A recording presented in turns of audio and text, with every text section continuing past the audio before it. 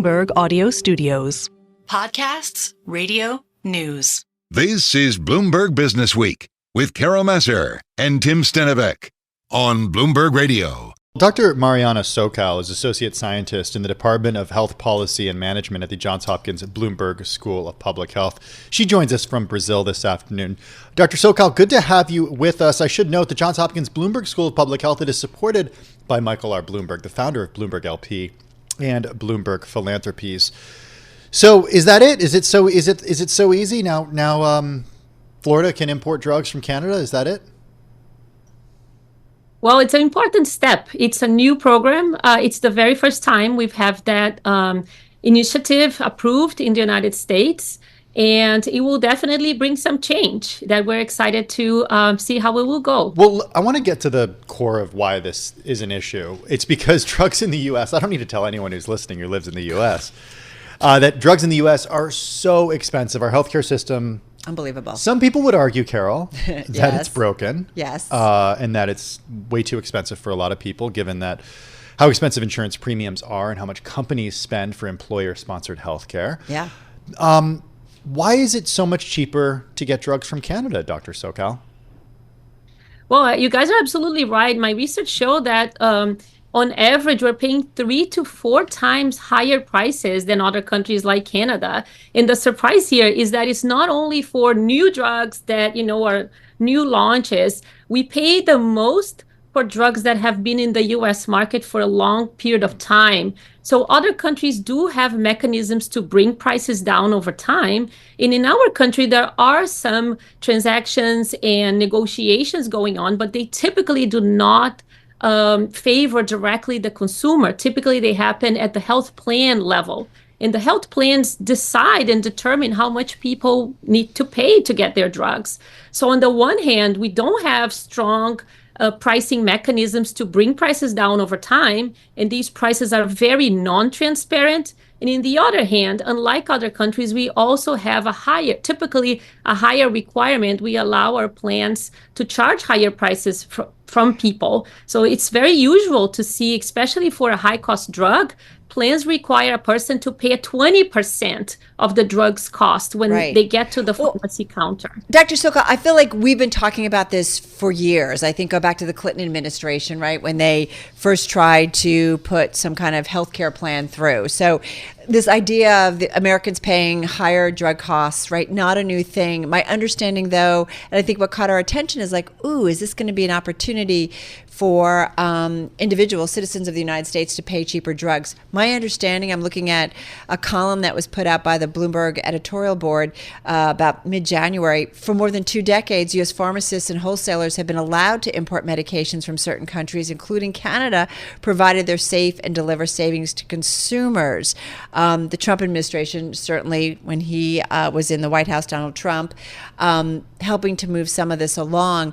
Having said that, don't ultimately pharmaceutical companies kind of control supply, and can they not potentially hold back what they sell to Canadian distributors, that will ultimately kind of make it difficult maybe for American buyers, state buyers to tap into that? I mean, it's still not going to be so easy, right? Well, let's just mention, that the U.S. market is so many levels of magnitude bigger than the Canadian pharmaceutical market. I mean, we are over 20 times larger market. So, if it wasn't just a state program, if we were to depend on Canada for our drugs, of course, that would place an incredible strain on the Canada drug supply. And not to mention that Canada also suffers drug shortages and all sorts of different supply problems as much as we do here. So there is an incredible risk to the supply in Canada as well if, these programs were to be more widespread and we were to depend more on the Canada supply in order to provide drugs for our people. How do you see it from your research? Is it a case of we've really got to get to the core of why is it so much more expensive here in the United States? Like there's negotiating that goes on, right, for Medicare and so on and so forth. But why is it ultimately so expensive? Is it because individuals can sue companies? I try to understand why is it so much more expensive for medications and pharmaceuticals here in the US versus certainly in Canada and elsewhere around the world? Well, first of all, we have what is called a market-based pricing system. So companies, they can charge whatever the market can bear. So that's the first thing. We don't have specific structures, mechanisms that force prices to go down over time. That's one thing. So we have a free market. The other problem is that the intermediaries that typically are in charge of negotiating these prices, they do profit from the difference in between whatever price is announced and the final price that they are able to obtain through price concessions such as rebates and discounts. So these intermediaries that are very unique to the US, they're called the pharmacy benefit managers. They don't exist anywhere else in the world. They are a US entity. These entities, they can profit off of the rebates and discounts that they negotiate. So this represents an incentive for pharmaceutical manufacturers to continue increasing pricing over time, even if they haven't made any changes to their drug, just in order for these intermediaries to also make a profit and to keep their drugs in the formulary and in being covered. We only have 20 seconds left, but what's the solution that you would prescribe here?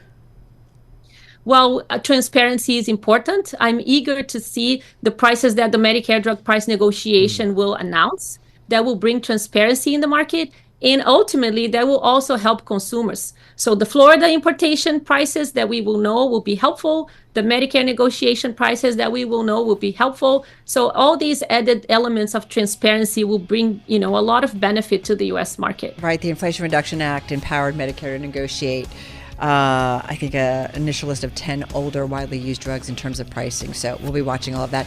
Dr. Mariana Socal, Associate Scientist in the Department of Health Policy and Management at the Johns Hopkins Bloomberg School of Public Health. Thank you so much. This is Bloomberg. Alison Taylor. She's professor of ethics at NYU at the Stern School of Business. She's also the executive director at Ethical Systems. She's got a new book out. It's called Higher Ground: How Businesses Can Do the Right Thing in a Turbulent World. Professor Taylor joins us from Woodstock, New York. Professor Taylor, good to have you with us. How are you? I'm doing very well, thanks. So nice to be here.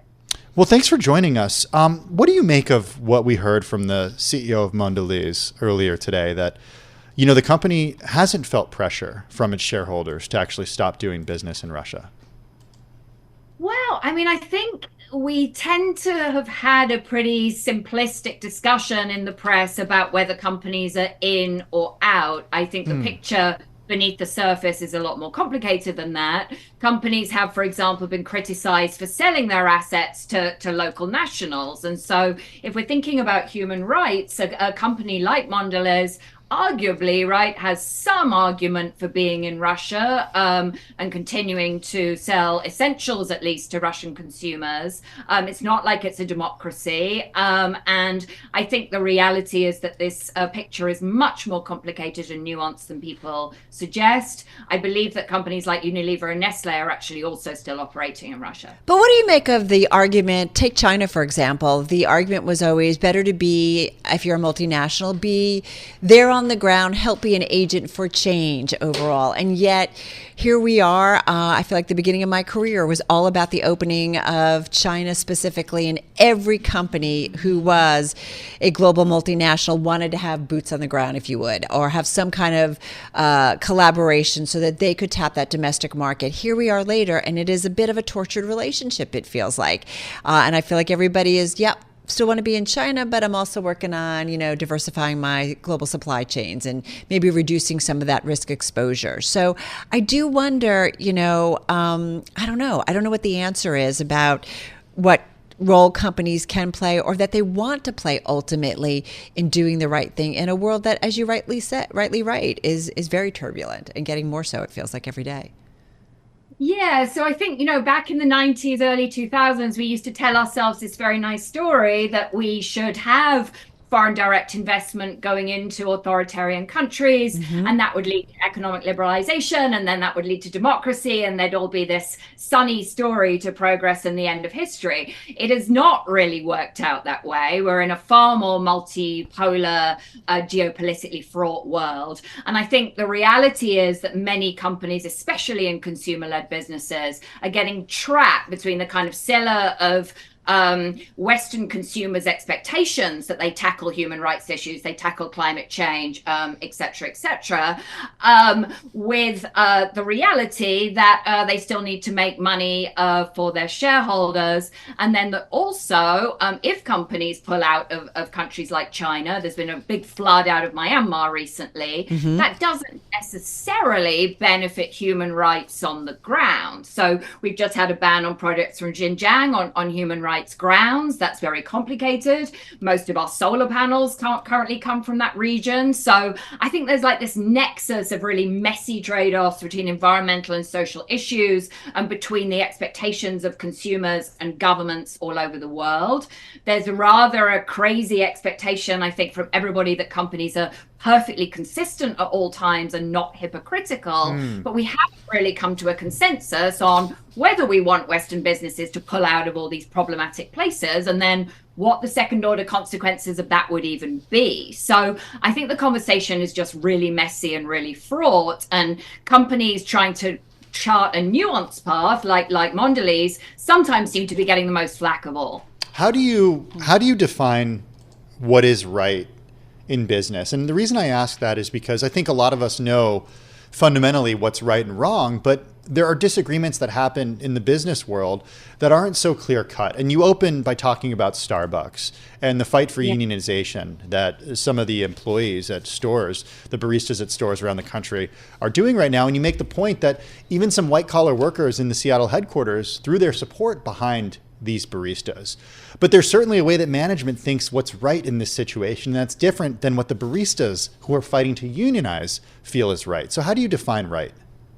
Yeah, well, I mean, one of the problems is we don't agree on this topic at all as a society, and we don't even have the right language to talk about it anymore. You know, terms like ethics and ESG and purpose kick around, but I think we've completely lost sight of this question. And I find the Starbucks example so fascinating because Starbucks is by most measures considered an ESG and sustainability leader. It ticks all the boxes. Even how it treats its employees is up there in various credible ratings and rankings with the best companies in its business. And yet this unionization issue has really brought it a lot of flack and really made it be regarded in a different way.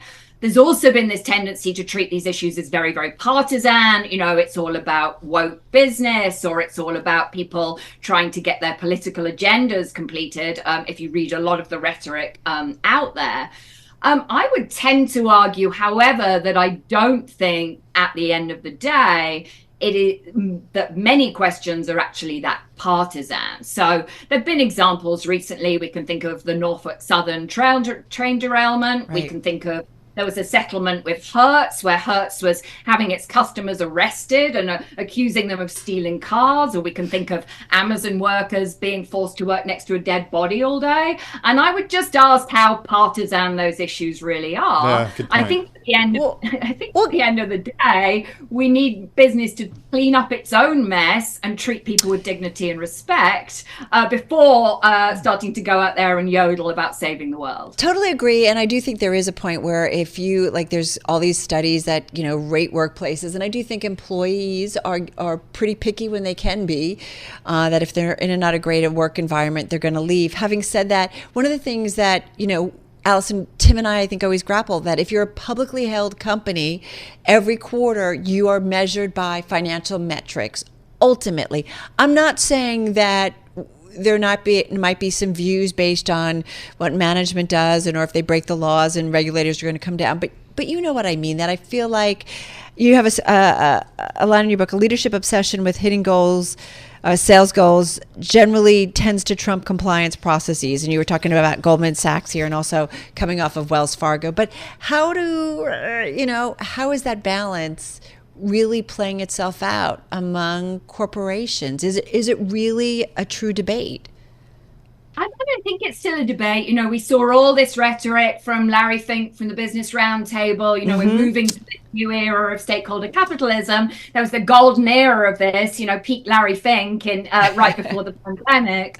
I think it would be one thing if we'd all agreed we were moving in that direction, but as you're rightly pointing out, those short-term shareholder value pressures are just as pressing as they ever were. So now it's really more of an everything everywhere all at once problem, where I think leaders are really reaping the harvest of this rhetoric that they were putting out there in the late 2010s. They're really struggling to balance all these different voices, and certainly employee leaks, employees speaking up, reputational pressures, ethical missteps can tank your stock. They can have a very, very serious negative financial effect. I think one of the things that makes this so tricky is different businesses can be treated in very different ways on social media and in the public domain for the same conduct. So we tend to talk about reputational risk as if it is some of predictable formula. It's absolutely not. It can feel like it's coming out of nowhere, and so I think that's part of why it's become so difficult to run a business. Professor Taylor, we got to leave it there. Alison Taylor's got a new book out, Higher Ground: How Business Can Do the Right Thing in a Turbulent World, joining us